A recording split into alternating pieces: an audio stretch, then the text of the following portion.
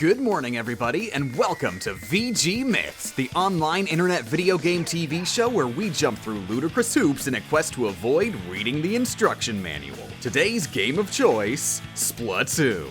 Splatoon is a third-person shooter where you can use a gun filled with ink to cover turf and splat your enemies. Keyword, can. Tonight's myth, can you beat Splatoon without firing the hero shot? The rules are as simple as they can get. Everything other than the hero shot is allowed, including all sub-weapon types, the consumable special weapons, and turrets. Of course, even with these options, the hero shot is the main weapon. The game is designed around its use in almost every scenario. Without it, we're gonna be at a major disadvantage. Case in point, the tutorial. Yeah, they really want us to shoot the gun. We're not even allowed to move till we use it to pop the first balloon. And okay, technically it isn't the hero shot, but luckily we can avoid all possible semantic arguments by mashing every button on the controller in desperation. I'm serious, I just mashed everything and the game pitied me enough to let me move on anyway. I'm not sure what happened, but I'm not looking a seahorse in the mouth. There's another minor stopping point here. We've got to climb up this wall. Our only special weapon to start with is ink bombs, which don't explode big enough to cover the whole wall. Luckily, there's a bit of cheese we can use. When you land in ink as a squid, you can potentially spread the puddle slightly forward. Keep trying to swim up the wall, and you'll slowly but surely make a line all the way up to the top. Thanks to this cheese, we finish the tutorial and move on to story mode proper. In story mode, you have to beat every stage in one world to fight that stage's boss, which presents a problem pretty much immediately. Two of these three stages look impossible with only ink bombs. Ink bombs work on a timer, which only counts down when they touch the ground, and shielded enemies will always see them and block them if you throw one. So level 1 is out. Level 2 has an entirely separate problem. We have to climb a wall with a moving platform in the middle. These moving platforms are considered separate surfaces from the wall they slide along, which prevents the cheese trick from working. We could use the cannon, but at this point in the run, I was trying to go without them as a bonus challenge. Luckily, level 3 is totally doable, albeit totally annoying. There are hovering enemies partway through the level, which can only barely be damaged by grenades when hovering directly above them. Since enemies have regenerating health, it becomes a game of cat and mouse trying to get them to stay under your grenades long enough to splat. With a bit of patience though, we can finish the level, and we only have 91 eggs. After beating level 3 again, we have enough to buy burst bombs, which are the solution for pretty much every level in the game. Burst bombs, while weaker than ink bombs, explode on contact. These allow us to kill shielded enemies, climb walls, kill flying enemies, and in general, make getting around fluid and easy. With the burst bombs in our inventory, the first 3 levels are a cakewalk, and we get to fight boss number 1, the mighty Octo Stomp. And this guy is our first real roadblock.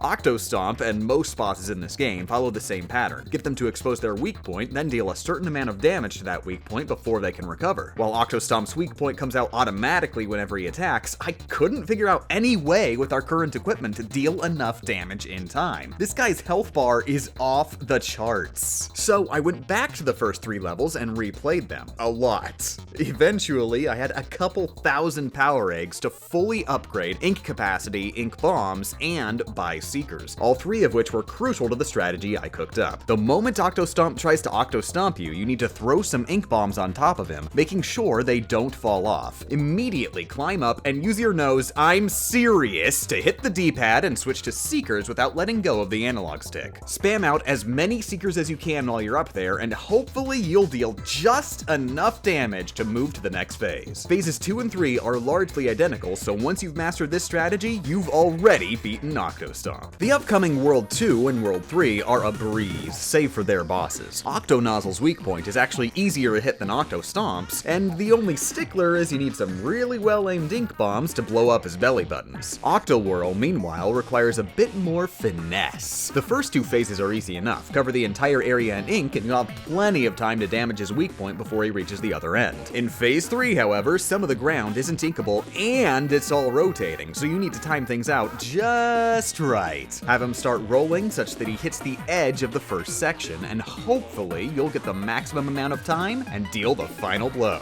As for World 4, well, I got no idea. I never beat World 4.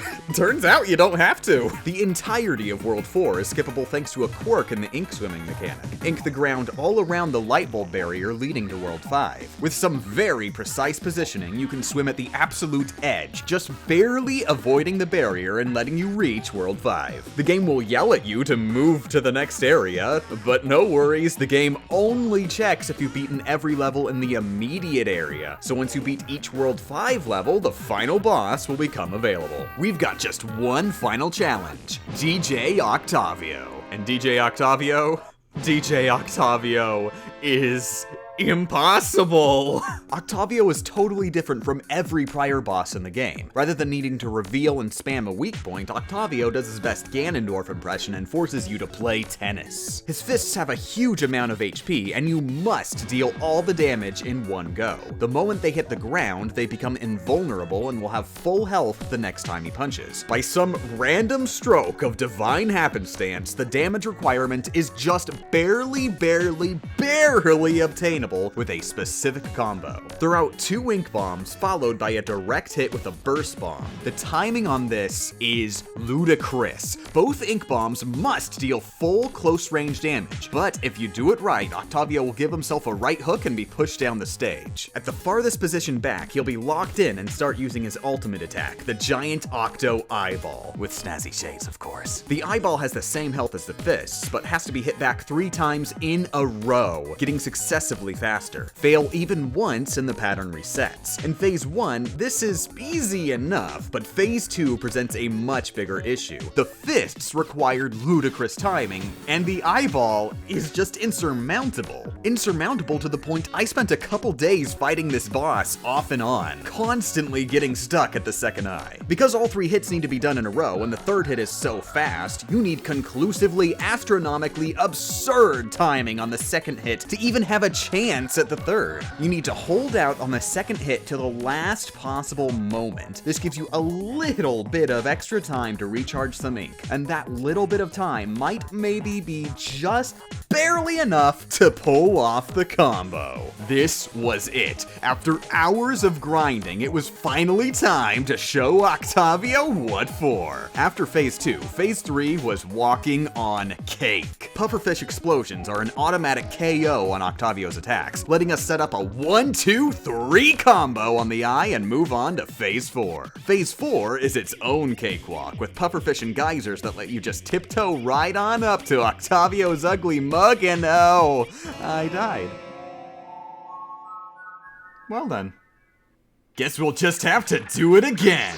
After spending the next decade of my life getting back to the end of Phase 4, we accidentally wasted our first of 2 Inkzuka, but we can still beat the eye with a special improvised combo. We only have 1 pufferfish at our disposal, which we use for the first volley. While the puffer is respawning, we have to move up a bit closer to Octavio to make sure we don't hit the puffer again accidentally, hitting back the eye with the usual combo and allowing us to easily knock back the third hit with the pufferfish. Time for the final phase. Along the way, we'll have to pull off the fist knockback on the smallest platform we've seen yet. But nothing can stop us with the hardcore beats of Calamari Incantation keeping us pumped. With the final eyeball volley, we only need to pull off the first hit, then use the Inkzuka for the final 2. There's no Inkzuka on Phase 5, so make it count, and Octavio is yours for the splatting. This is the hardest VG myth we've done yet. Octavio alone was the majority of the playthrough. With his microphone held thoroughly upside down, the Splatoon 1 no-gun run is officially mission complete. Let me know how much this video sucks and how I can improve in the comments below. Plus, if you have ideas for future VG myths, let me know down there too. I'm starting to keep better track of viewer requests for the future. Since this series is by far the most successful thing I've done on this channel and my other series are pretty much dead in the water, I'm gonna be trying to do VG myths a lot more regularly. And finally, special thanks to all Patreon backers, including Lord Arenci, Eric Flynn, Leslam, Super Scrub ZO,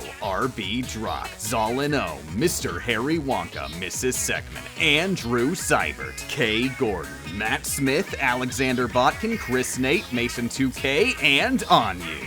Ika Yoroshiku for watching, and get out of my house.